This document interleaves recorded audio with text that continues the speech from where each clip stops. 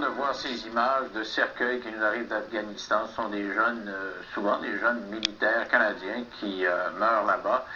Ceux qui reviennent, on les accueille à bras ouverts, on les voit à la télé quelques minutes et le lendemain, ils vont reprendre leur vie normale ou la vie familiale va reprendre son cours. Sauf que dans certains cas, il y a des séquelles et ce n'est pas très facile de reprendre une vie normale. C'est le cas de mon invité ce soir, c'est Pascal Lacoste, un ancien soldat des Forces armées canadiennes qui est allé en mission en Bosnie.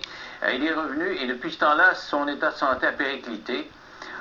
Au point où il est très malade maintenant et il dénonce le ministère des Anciens combattants qui ne veut pas reconnaître son état de santé. Les autorités militaires disent ça n'a pas rapport avec ton passage dans l'armée, alors que lui il dit non, au contraire, on m'a mis en contact avec de l'uranium et c'est pour ça que je suis malade.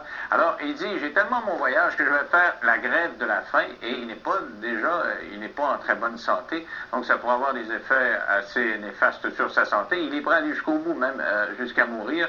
Avec nous, Pascal Lacoste, ex-militaire de l'armée canadienne. Bonsoir, M. Lacoste.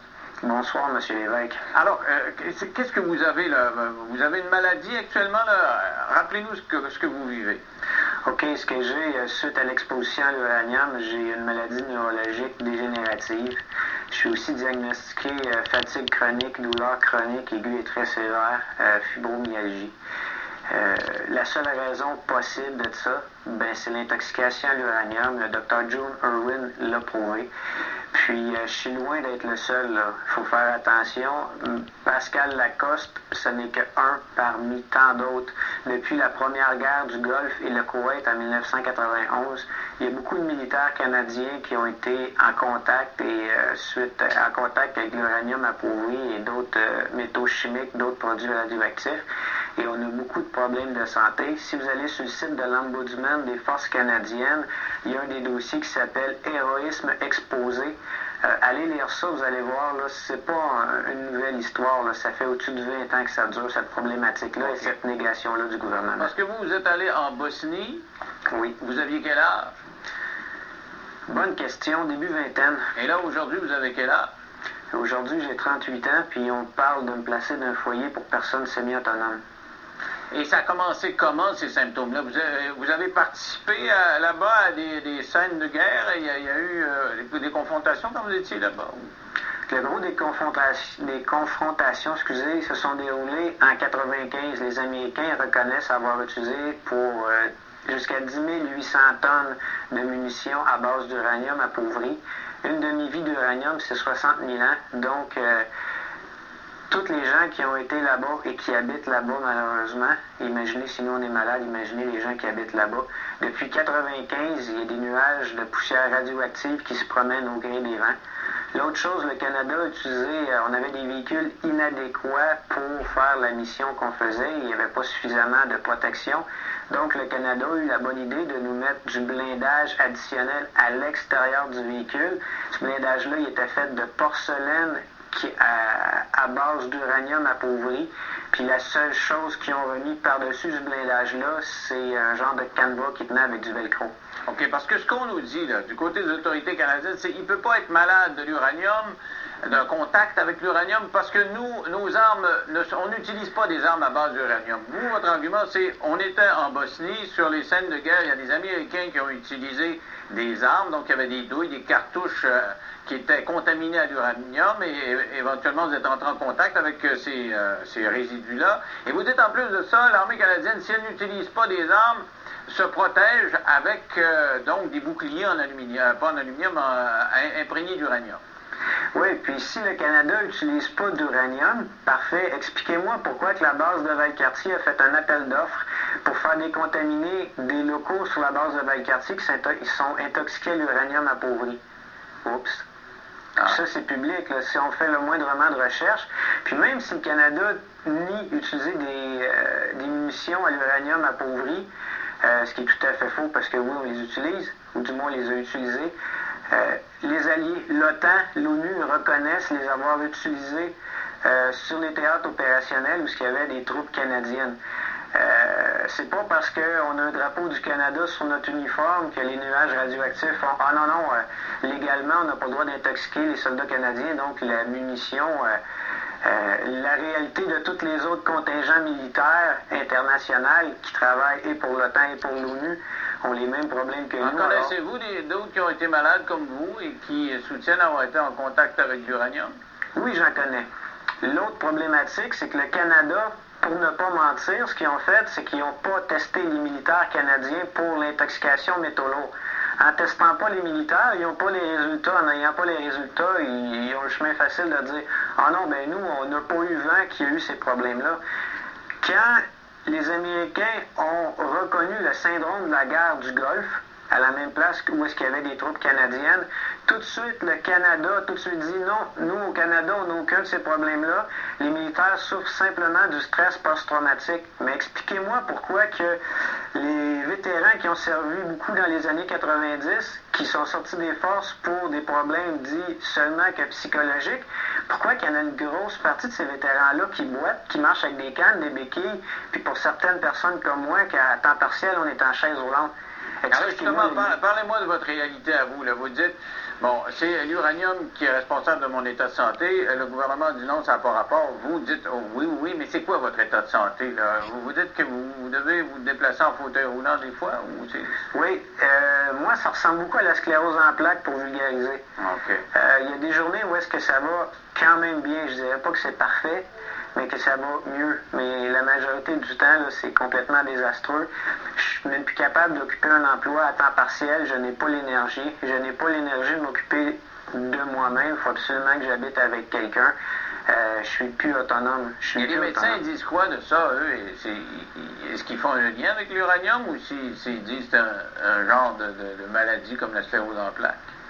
Non, le docteur June Irwin, elle a fait les liens. Elle m'a fait passer beaucoup de tests médicaux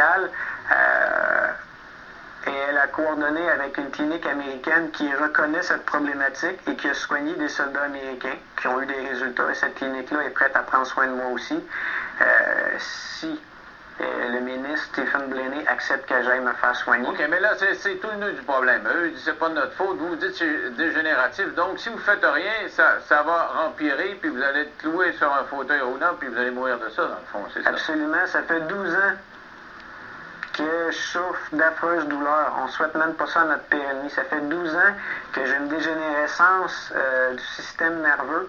Quand on se cogne le nerf du coude sur un coin de table, le choc que ça fait, là, ça fait 12 ans que j'ai des chocs comme ça dans le corps non-stop.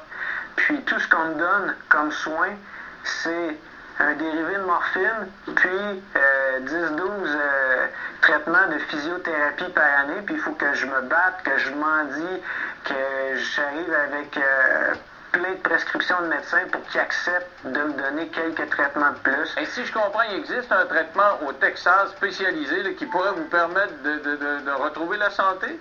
De mieux vivre. Puis, cette clinique-là a été reconnue par la CSST parce que la CSST a déjà payé pour envoyer des gens se faire soigner là-bas. Puis c'est le docteur June Irwin qui a envoyé les patients là-bas qui sont revenus avec de très bons résultats. Des gens qui avaient été en contact avec de l'uranium? Avec des métaux lourds. OK. Alors, donc, ça consiste en quoi? C'est qu'ils vous enlèvent, ils vous nettoient le système? Comment ça marche?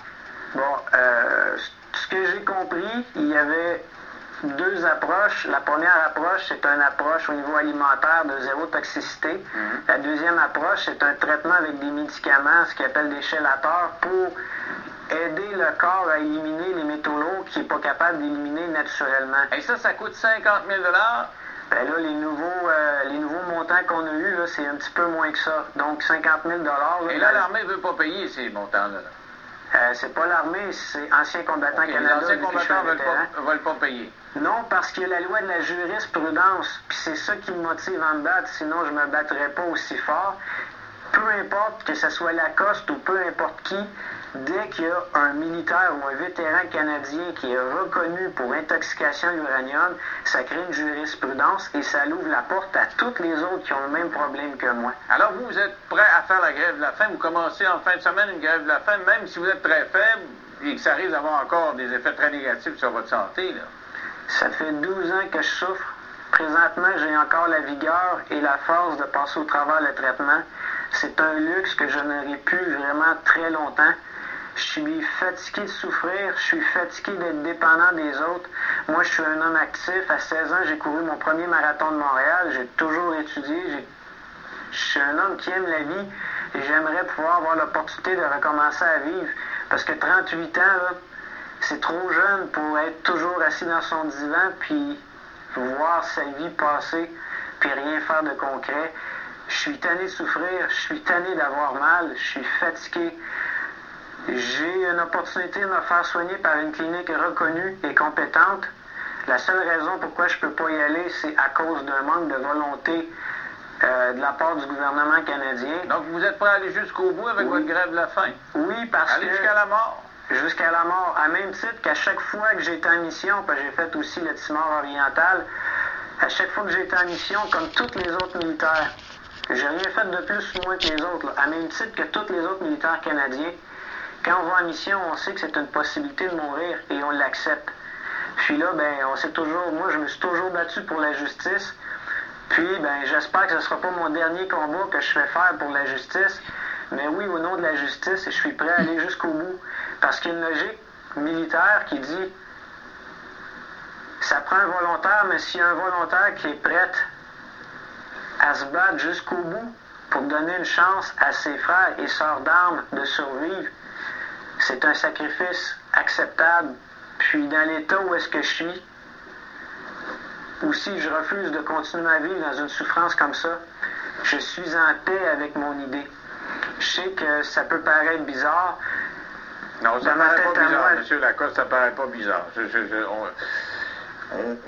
On voit un jeune homme, parce que vous êtes encore jeune, vous avez 38 ans, là, qui se bat pour sa survie, qui veut vivre, vous l'avez dit, plus que devant son divan, regarder la TV, parce que vous étiez actif. Et c'est épouvantable quand on est allé à... Vous avez joué avec votre vie, vous avez pris des risques, puis on joue, on sort les violons, on fait toutes sortes de cérémonies quand vous revenez, puis on vous laisse tomber comme des vieux chaussons sales, ça n'a pas de bon sens, on vous comprend très bien.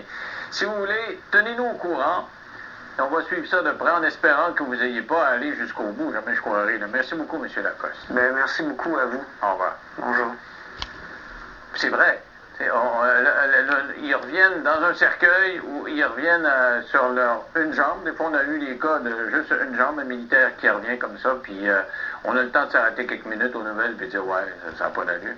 Mais ça fait 12 ans, là, puis il vit des séquelles épouvantables. Il nous les a décrites. Mais c'est là, au retour, une partie des Québécois ne voteront jamais pour Pauline Marois parce qu'elle est une